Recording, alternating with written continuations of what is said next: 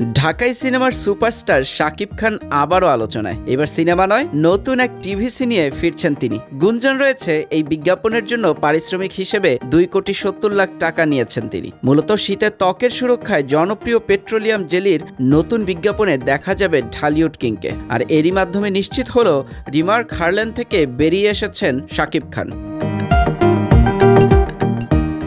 দীর্ঘ সময় ধরেই ঢাকায় চলচ্চিত্রে একচ্ছত্র আধিপত্য বজায় রেখে আসছেন শাকিব খান। সিনেমার পাশাপাশি নিয়মিতই বিভিন্ন বিজ্ঞাপন চিত্রে মডেল হন তিনি। এবার তাকে দেখা যাবে শীতকালীন স্কিন কেয়ার একটি জনপ্রিয় পেট্রোলিয়াম জেলির নতুন বিজ্ঞাপনে। বিজ্ঞাপনটি নির্মাণ করেছেন সম্প্রতি, এর শুটিং সম্পন্ন হয়েছে এবং খুব শিগগিরই বিজ্ঞাপনটি টেলিভিশন ও সোশ্যাল মিডিয়ায় প্রচার শুরু হবে। নির্মাতা হিসেবে আল রাজীবের সুনাম দীর্ঘদিনের। তিনি কয়েক বছর আগেও শাকিবকে নিয়ে দুটি বিজ্ঞাপন বানিয়েছিলেন।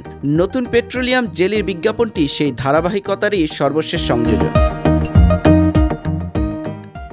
এদিকে বহুদিন ধরেই আলোচনায় ছিল শাকিব খান নাকি রিমার্ক হারল্যান্ড কোম্পানি ছেড়ে দিয়েছেন, আর চলতি বছরের মে মাস থেকে তার কোনো কাজেই তাকে দেখা যায়নি। অবশেষে ঘনিষ্ঠ সূত্র নিশ্চিত করেছে গুঞ্জনটি সত্যি, যার ফলে শাকিব এখন অন্য ব্র্যান্ডের সঙ্গে নতুন কোলাবোরেশনে অংশ নিচ্ছেন। শাকিবের ঘনিষ্ঠ সূত্র আরও জানিয়েছে, আগামীতে নিয়মিতই তাকে বিভিন্ন কোম্পানির টিভিসি, ফটোশুট ও ব্র্যান্ডিং ক্যাম্পেইনে দেখা যাবে। সিনেমার দিক থেকেও ব্যস্ততা তার কম নয়। রূপালী পর্দায় শাকিবকে সর্বশেষ দেখা গেছে গত ঈদে মুক্তিপ্রাপ্ত তাণ্ডব ছবিতে, আর আগামী বছরের ঈদ উল ফিতরে মুক্তি পাবে তার নতুন সিনেমা প্রিন্স।